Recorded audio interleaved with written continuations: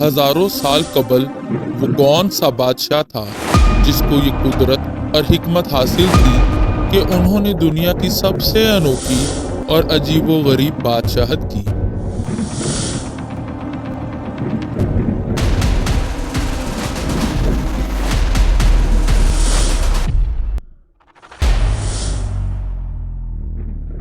وہ ہواؤں میں اپنے عالیشان تخت پر بیٹھ کر سفر کیا کرتے تھے۔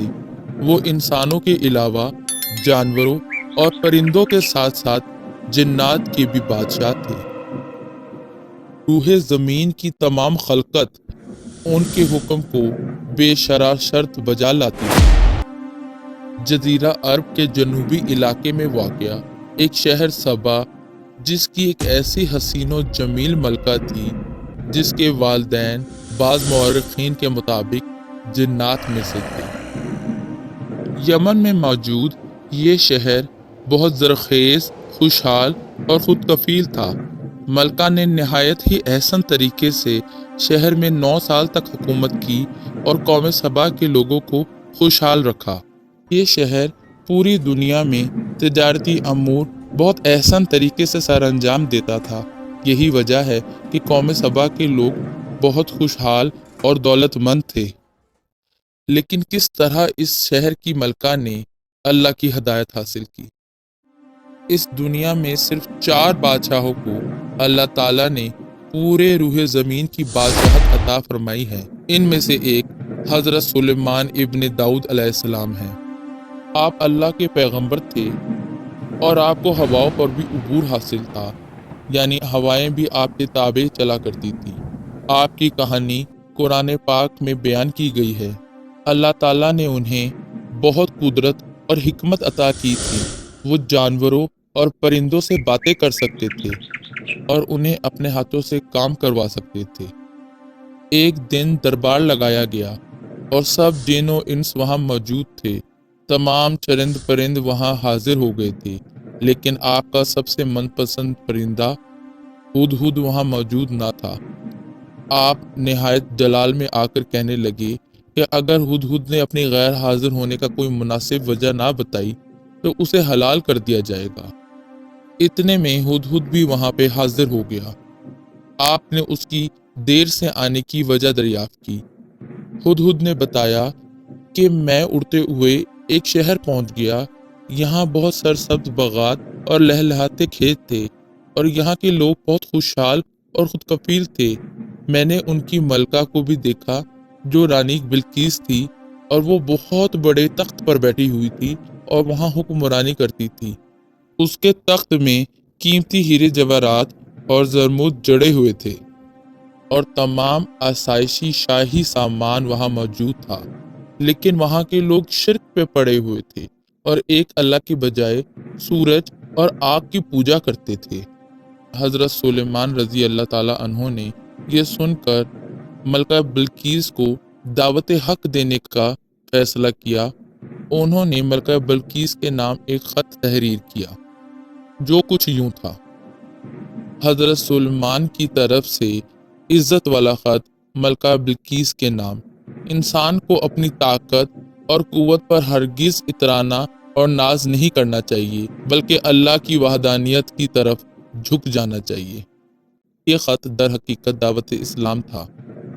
آپ علیہ السلام نے ہدہد کو یہ خط دیا اور کہا اسے ملکہ بلقیس تک پہنچا دو، اور خیال رہے کہ جب وہ یہ خط پڑھے اور اس کے بعد جو رد عمل دے تم نے وہ سب دیکھنا ہے اور آ کر مجھے یہاں بیان کرنا ہے۔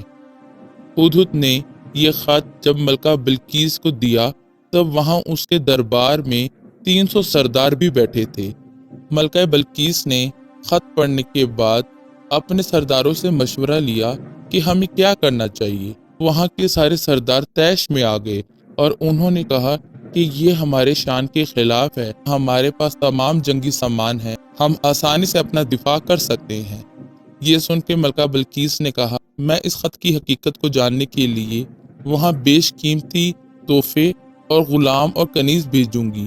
اگر تو اس بادشاہ نے ان کو قبول کر لیا تو میں ان سے جنگ لڑوں گی، اور اگر انہوں نے ان تحفوں کو قبول نہ کیا تو میں ان کی پیروی کروں گی۔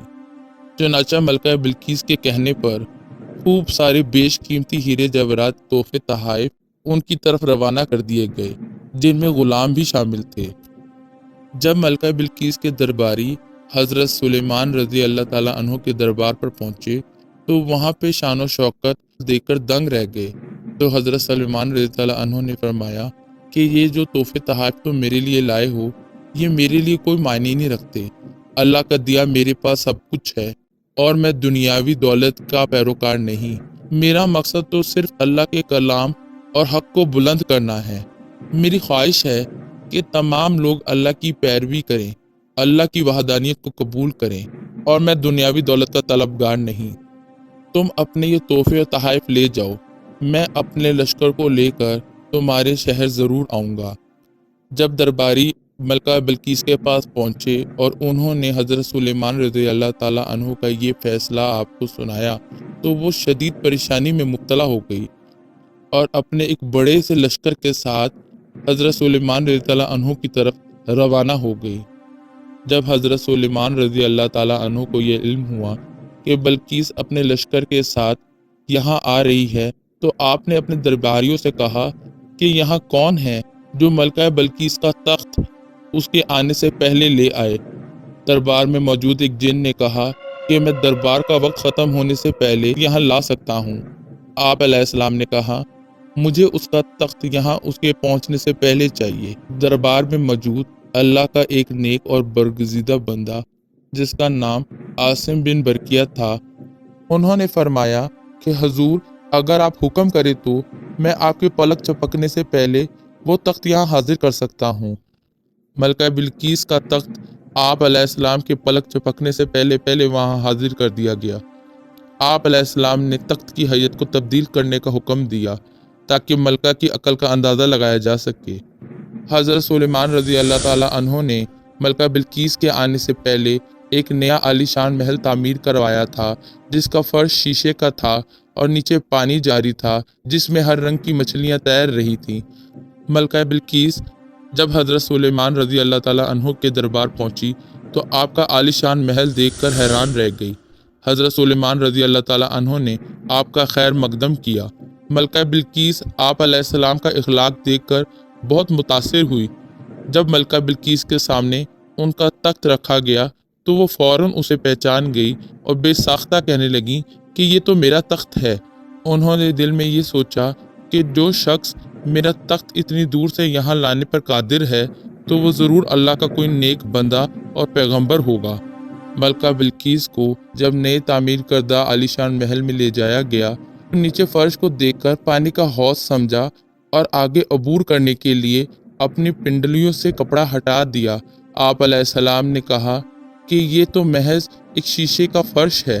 मलका बिल्किस बहुत शर्मिंदा हुई और कहने लगी कि मैंने अपने आप पर जुल्म किया, मैं आप पर और अल्लाह ताला पर ईमान लाती हूँ, अल्लाह की वहदानियत कबूल करती हूँ।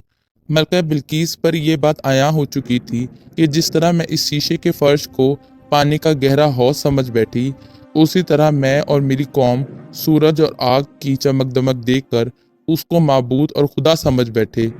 बाज़ मौरखीन के मुताबिक मलका बिल्किस ने इस्लाम कबूल किया और हज़रत सुलेमान रज़ी अल्लाह ताला अन्हु से निकाह कर लिया, लेकिन बाज़ मौरखीन के मुताबिक हज़रत सुलेमान रज़ी अल्लाह ताला अन्हु ने मलका बिल्किस को वापस यमन भेज दिया और उनके लिए 3 बड़े आलीशान महल तामीर करवाए।